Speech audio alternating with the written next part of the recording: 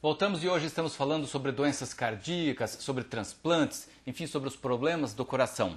Nós ouvimos agora há pouco que um dos entrevistados na rua fez uma comparação com o motor de um carro, coração com o motor de um carro. Doutor João Vitor, ele precisa dessa manutenção como precisa mesmo o motor de um carro? É mais ou menos essa a proporção? Veja, a situação da identificação do problema ou de um problema que já é conhecido, né? São situações distintas. Então, um paciente que já teve um sintoma, já foi diagnosticado de um problema cardíaco, nós vamos ter um cuidado diferenciado, né? Porque existe uma fase de adaptação de medicações, de tratamento, então os check-ups são mais frequentes. E existe o que nós chamamos de prevenção primária. Nós dividimos a prevenção em dois grandes braços. Prevenção primária é quando o indivíduo ainda não tem a doença estabelecida e nós vamos prevenir para que ele não tenha a doença. Tá? Então, tudo isso que a Débora falou em relação a aspectos nutricionais, aquilo que eu falei anteriormente sobre a identificação dos fatores de risco, o colesterol aumentado, numa medição de exame de sangue, a glicemia aumentada, a medição da hipertensão arterial. Então, tudo isso nós vamos buscar identificar o risco e fazer a prevenção primária. A prevenção secundária é quando nós fazemos algum exame, em algum momento nós dizemos para esse paciente, ó, você já tem problema, ele ainda é um problema, que muitas vezes não precisa de cirurgia, de angioplastia, de um conserto, vamos dizer, mecânico, né? Comparando aí com o carro. Nós não precisamos intervir inflando o balão dentro da tua coronária, colocando ponte safena, nem nada, mas você tem um problema que se não fizermos uma prevenção secundária mais agressiva, eventualmente você pode precisar de um tratamento intervencionista. Um pouco mais sério. Então, a prevenção é essencial, né? E a identificação do perfil de risco. Agora, se existe um indivíduo com a história familiar que nós conversamos, ou ele é um indivíduo que começou a fumar muito cedo, né? Pessoas que começam a fumar na infância. Então, ele chega na idade dos 40 anos, com 30 anos de tabagismo. Muitos desses indivíduos estão sedentários, obesos, e aí nós podemos identificar os outros fatores de risco aí que estão escondidos. Então, é claro, nessa fase da vida nós já estamos tendo que ser muito agressivos em relação ao check-up desse indivíduo e a orientação dele em relação aos danos causados à saúde por esses fatores de risco. Sim. A medicina tem evoluído bastante em todas as áreas, e, enfim, a oferta, por mais que se reclame dos serviços públicos de saúde, tá, mas tem médico. Não dá para dar a desculpa que eu não fui ao médico, ou eu não posso ir ao médico, não posso procurar o cardiologista. Existe condição hoje ou não? Existe. Nós temos a tecnologia disponível. O SUS, ele paga por tecnologia. Existem filas. A gente sabe que os ambulatórios é difícil de conseguir uma consulta, demora, mas nós temos pessoas capacitadas nesses serviços a fazer diagnósticos. E uma coisa que eu gostaria de chamar a atenção aqui é que muitas das cardiopatias, das doenças coronárias, elas acontecem de forma silenciosa. Tá? Por exemplo, vamos citar o exemplo do infarto agudo do miocárdio. Quando uma pessoa tem um infarto, ela tem um sintoma, ela reconhece que alguma coisa pode estar errado, porque ela está tendo uma dor no peito que nós chamamos típica. Uma dor em aperto no centro do peito, associado geralmente com falta de ar, pode ser associado a uma sudorese, né, um suador profuso, palidez, náusea. A pessoa está sentindo aqueles sintomas, ela vai num hospital e ela é tratada com tudo que a medicina pode oferecer para o tratamento do infarto agudo. A média da mortalidade é 6%. Tá?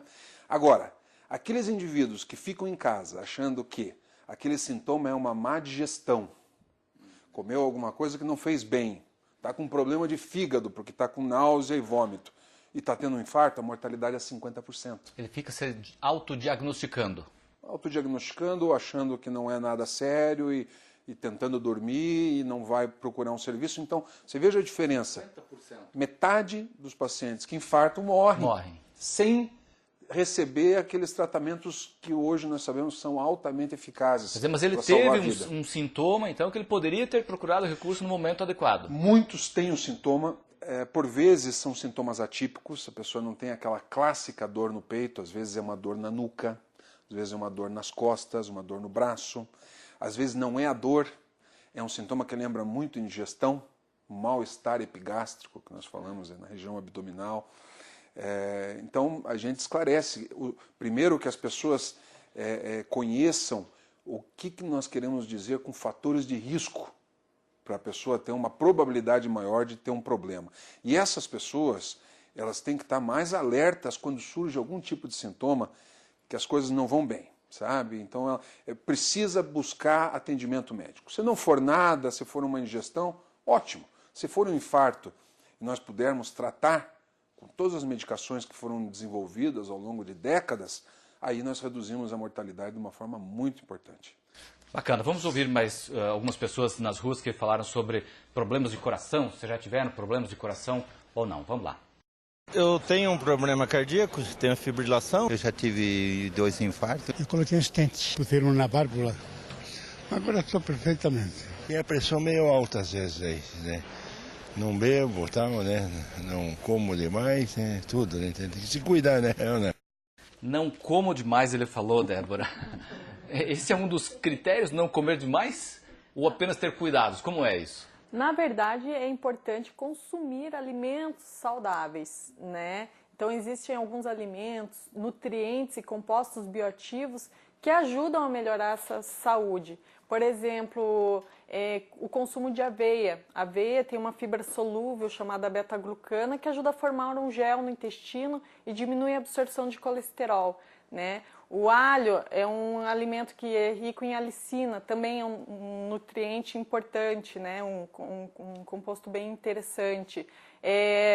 A pessoa consumir, se a pessoa já tem, né, problema cardiovascular, diminuir a ingestão de carnes, né? Porque a carne ela eleva muito a homocisteína, que é um fator de risco para doença cardiovascular.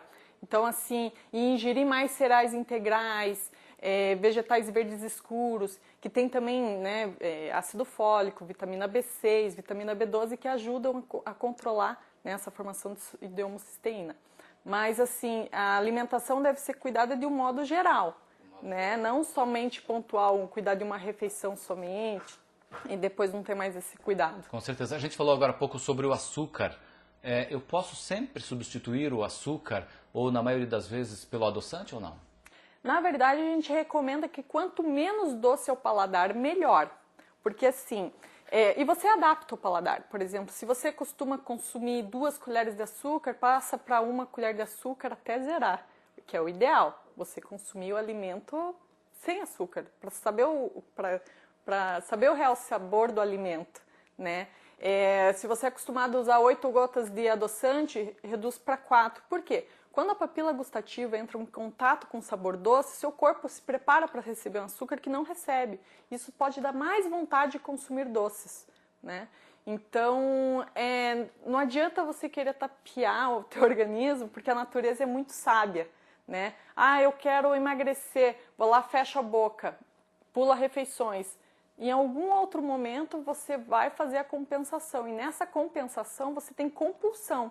Então, daí fica bem difícil você ter um controle. Aí a pessoa fica deprimida porque não consegue seguir dieta, está engordando, está com problemas de saúde já, com os exames já todos alterados. Então, tem que procurar uma ajuda profissional, porque ele vai organizar, vai fazer um planejamento, porque comer é um prazer para todo mundo, né? E assim, trazer a nutrição ao seu favor, né? Então, às vezes as pessoas vão no consultório, eu não vou lá para cortar, você não pode comer isso, não pode comer aquilo. Eu falo, você tem que comer isso, isso, isso, aquilo. É tanta opção. Regrado. Isso.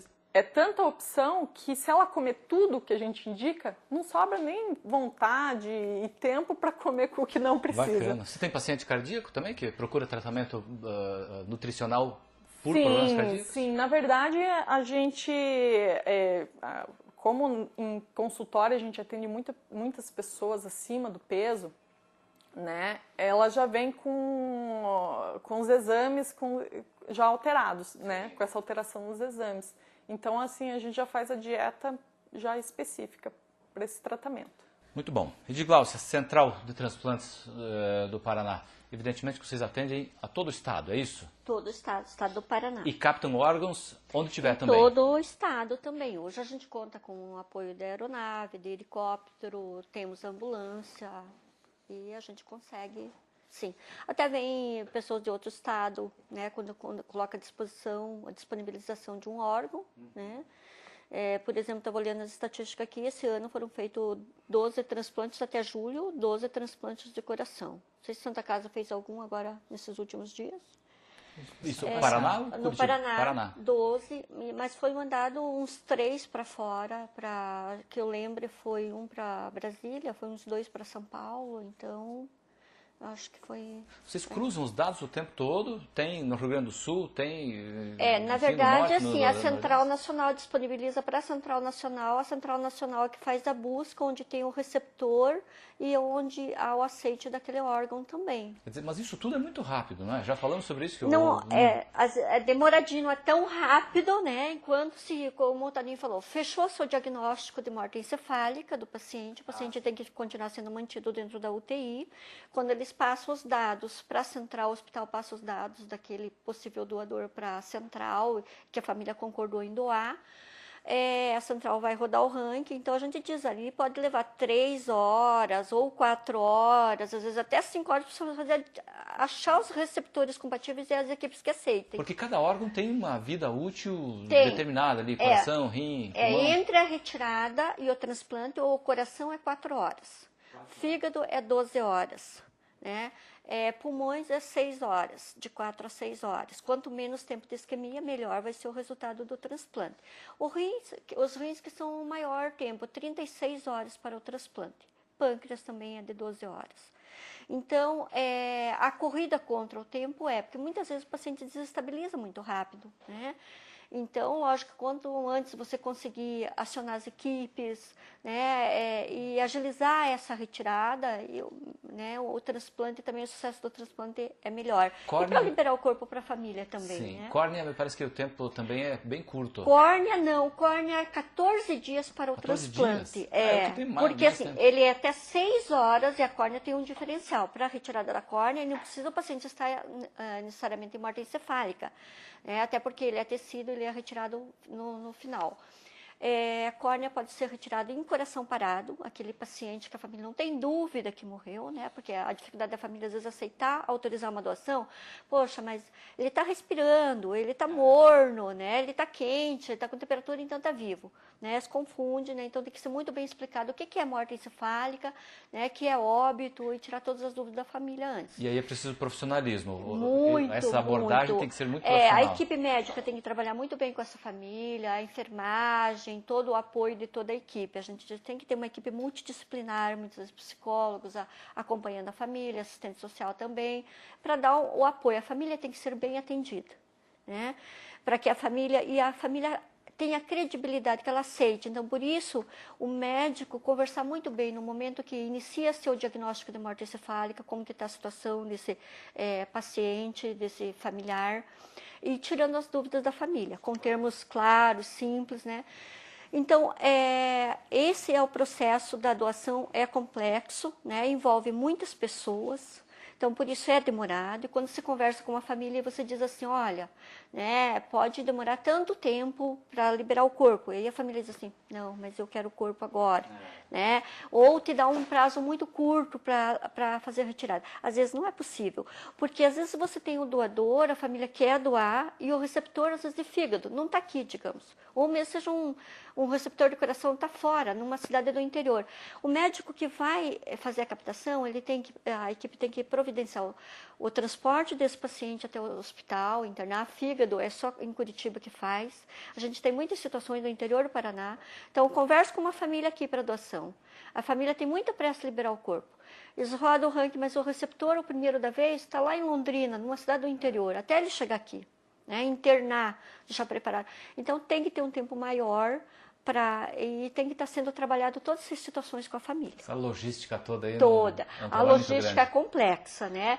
E a gente tem que contar com o bom tempo, com o clima, né? E isso é saúde pública, não é verdade? Exato. Aí não tem, porque eu tenho mais dinheiro, eu consigo ir na frente. Não, porque tal. assim, o transplante, a grande maioria, 90, 95% é SUS, né?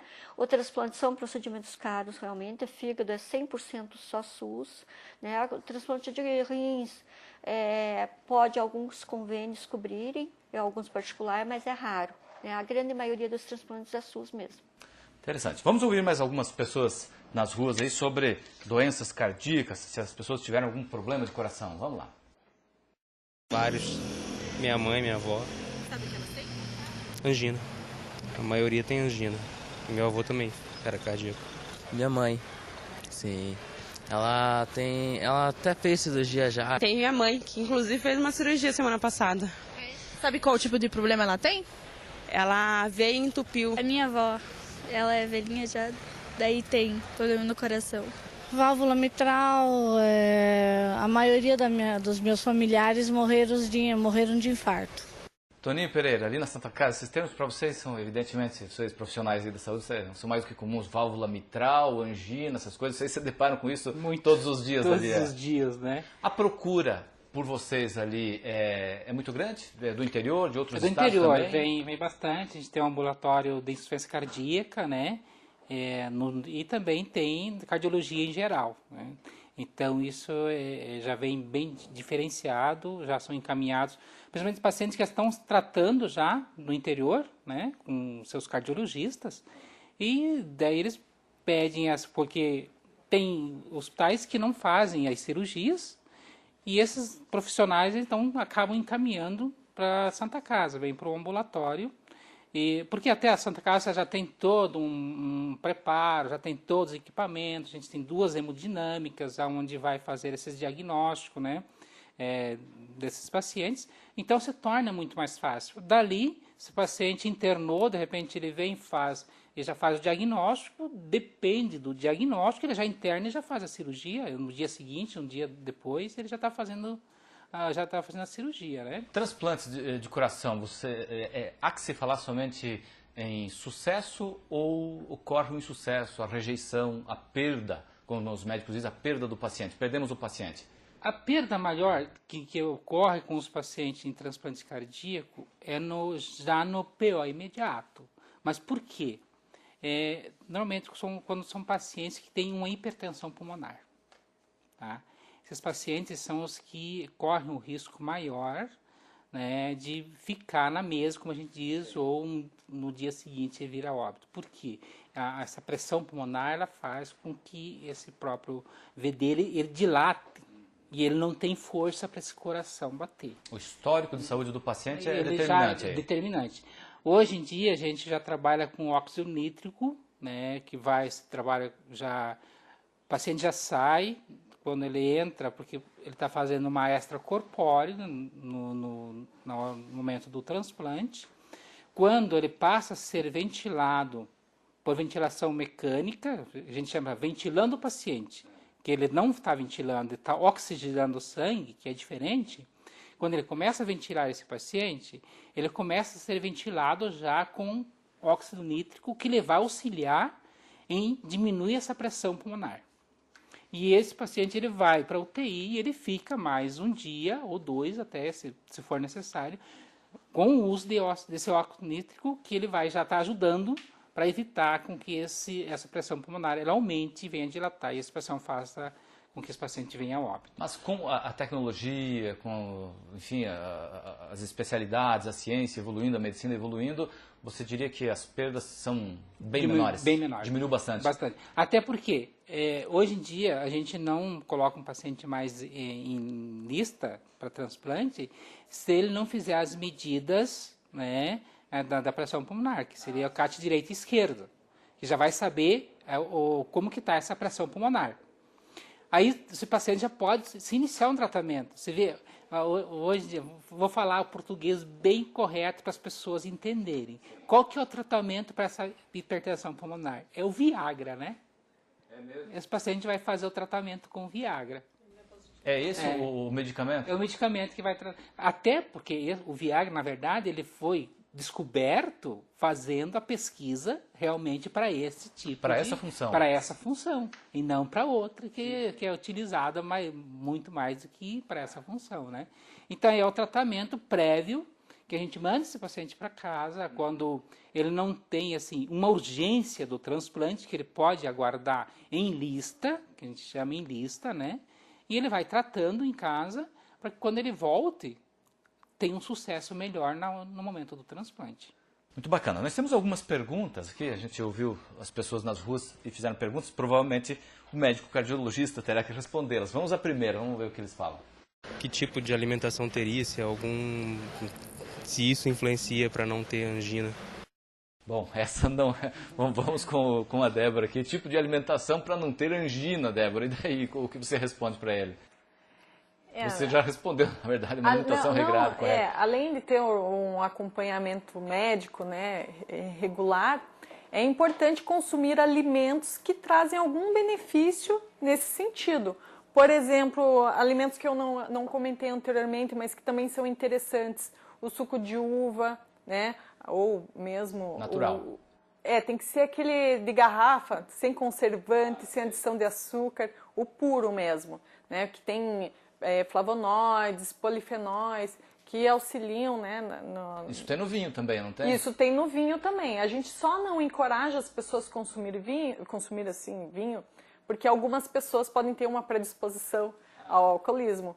Mas consumir o vinho é excelente para muita gente. Ajuda, né? então, para evitar angina. Ajuda. Né? O que mais? Na verdade, não a angina, né? Porque daí a angina já é uma questão mais clínica, médica, já tem que, não é para prevenir, né? Aí já é uma questão que tem que ir no cardiologista se já está tendo angina. Sim. Mas, de um modo geral, se a pessoa já tem um problema cardiovascular, ela tem que procurar uma alimentação mais saudável, ou estilo de vida mais saudável, praticar algum exercício, dentro da limitação dela, sempre com orientação profissional, nunca por conta própria, né? Então, o outro alimento que também contém compostos interessantes é o chocolate meio amargo, que também é rico em flavonoides. Então, tem alguns alimentos que são bem assim, conhecidos e tal, mas as pessoas daí, podem assim, consumir frutas, com tranquilidade. Verduras, vegetais verdes escuros, como eu comentei anteriormente. Se não tem a possibilidade de consumir um arroz integral, você pode colocar linhaça, chia, aveia na comida salgada, ela não altera muito o sabor, em vez de adicionar farofa, coloca aveia por cima, tanto do alimento doce quanto do alimento salgado. Não altera muito o sabor e dá mais nutrientes para essa alimentação. Nós temos mais algumas perguntas aqui. Doutor, em poucas palavras, assim, o que é angina? A angina é uma dor no peito por uma obstrução na artéria que leva sangue ao músculo do coração. Então, a angina clássica é aquela que a pessoa tem quando faz alguma atividade física, sobe escada, anda um pouco mais rápido, o coração acelera, está consumindo mais oxigênio, precisa de sangue e o sangue não está chegando por obstruções nas coronárias. E aí dói o peito? Dói o peito. Só que, veja, quem tem esse alerta, que é o sintoma, ele na realidade está tendo a sorte de ter uma bandeira amarela que está levantando e dizendo, procure um médico porque alguma coisa não vai bem. Porque muitas vezes a primeira manifestação da doença cardíaca que a pessoa não sabia que tinha é a morte súbita. Então é muito melhor ter uma angina e a pessoa ter a chance de ir consultar um médico e tratar-se de forma adequada do que a outra manifestação que seria a morte súbita. Com certeza. Vamos a mais uma pergunta. A dúvida que eu tenho é que porque assim, ela fez a cirurgia e aí arrochou tudo a perna dela. E o médico falou assim que a veia, devido sair o sangue para fora, teve o evacuamento interno. Se isso pode prejudicar em alguma coisa? Doutor João Vitor, o senhor conseguiu entender a pergunta, o questionamento? Veja, talvez o que ela esteja descrevendo seja hematomas, né? É frequente, né, em tratamentos cardiológicos utilizar-se medicações que são anticoagulantes, né? Então, durante cirurgias, durante implante de stents, que um dos pacientes disse, eu coloquei 2 stents. Então, essas obstruções que tem a passagem do sangue, você pode fazer uma correção de uma forma mecânica. É uma espécie de uma molinha que é colocada dentro do vaso, é inflado um balão e então aquela placa de gordura, de aterosclerose, ela é, vamos dizer assim, esmagada contra a parede do vaso, restabelece o fluxo de sangue. Durante esse tratamento, para que não haja formação de um coágulo, dentro dessa prótese, né, que é uma prótese de metal, é feito anticoagulantes. E aí, claro, a pessoa pode ter facilidade de sangramentos, hematomas, tal. Pode ser que seja isso que ela esteja descrevendo. Ok, vamos a mais uma pergunta então. Eu queria saber se problemas cardíacos são hereditários, né? Assim como a minha mãe, ela tinha um problema cardíaco sério, ela faleceu até em virtude disso. Eu queria saber, né, se pode acontecer, né? Existe essa hereditariedade, né? Se pode alguém da família também vir a ter esse problema. Bom, já falamos sobre isso, tem o fator genético e o fator ambiental. Exatamente. A maior parte das vezes são muito associados ao estilo de vida moderno, cada vez mais propiciando o sedentarismo, uma alimentação inadequada, estresse, tabagismo, etc., que aceleram um processo que é um processo natural. A aterosclerose é um processo natural, mas ele pode ser acelerado por esses temperos aí que são os fatores de risco. A genética é aquilo que nós falamos. Se acontece precocemente na família, naquelas faixas de idade que nós mencionamos, aí sim a gente tem que estar preocupado com a ligação genética. Começa a cuidar lá atrás, de pequeno. Claro. Para todos começa a cuidar lá atrás, né? Bacana, tá dito. Temos mais uma pergunta, vamos lá? Se há inovações no setor, em torno da questão de prevenção principalmente, né? E uma orientação mais genérica em relação não só ao problema alimentar, mas também à questão de exercícios físicos, que há, segundo temos informação, ao invés de benefício, algum risco para o coração quando se pensa que com o exercício físico vai se resolver o problema. Pois é, interessante. Temos muito interessante. Esse é um setor, ele falou, se há novidades no setor, ele falou, muito um setor em constante evolução, não é? Nós mesmos aqui em Curitiba fizemos uma pesquisa, apresentamos nos Estados Unidos a pesquisa com 1.300 pessoas idosas, todos acima de 75 anos. A idade média dos pacientes era de 79 anos. E nos interessou acompanhar esses pacientes por 5 anos e saber qual era o grupo que tinha menor mortalidade. Num grupo de pessoas que, obviamente, o evento morte é muito frequente. O fator que mais protegeu as pessoas foi a habilidade delas fazer um exercício físico. De tudo que nós investigamos. Então, o exercício físico ele é de um benefício muito grande, principalmente para... Por quê, doutor? Olha, existe várias teorias sobre isso, tá? De renovação celular, mas você manter o teu sistema cardiovascular funcionando, manter o teu peso ideal, manter a tua pressão arterial controlada devido a esses hábitos saudáveis, você vai diminuindo aqueles fatores de risco que propiciam a aceleração do processo da aterosclerose. Então, nós realmente enfatizamos, primeiro, a importância do exercício e a preocupação que nós temos, que foi importante que aquele senhor falou, é qual é o risco associado ao exercício físico. Então, para nós cardiologistas, nós que trabalhamos com chamada estratificação de risco, nós sempre vamos buscar aqueles achados nos exames em que indicam que o paciente está apto a fazer o exercício físico sem causar um risco adicional para ele, porque o próprio exercício pode desencadear arritmias cardíacas. Sim, já tivemos jogadores de futebol que infartaram no campo. Claro. Então, nós temos que saber, primeiro, se o coração está apto a fazer atividade física. A pessoa passando, que geralmente envolve fazer um teste de esforço, a pessoa passando por aqueles exames e estando liberada, porque não há achados de alto risco que indicam que nós devemos proibir o exercício, aí sim nós devemos estimular o exercício físico. Bacana. Temos mais uma pergunta? Vamos ouvir aqui. Uma dúvida sobre... Porque hoje em dia eu não tô com 19 anos, não vou mais, mas até um tempo atrás eu ia pra rave, essas coisas. Eu queria saber se a utilização de bala afeta o coração, alguma coisa, vaso sanguíneo. Bom, essa bala que ele está falando, evidentemente que não é drogas, aquela bala doce de mercado. Sabe que uma dos efeitos, por exemplo, da cocaína, vamos citar a cocaína como exemplo. A cocaína é um potente vasoconstritor. Constritor. Já vou explicar o que significa isso. Foi a partir da cocaína que foram feitas várias medicações, o anestésico local, a lidocaína, né? A cocaína, ela faz com que os vasos se fechem.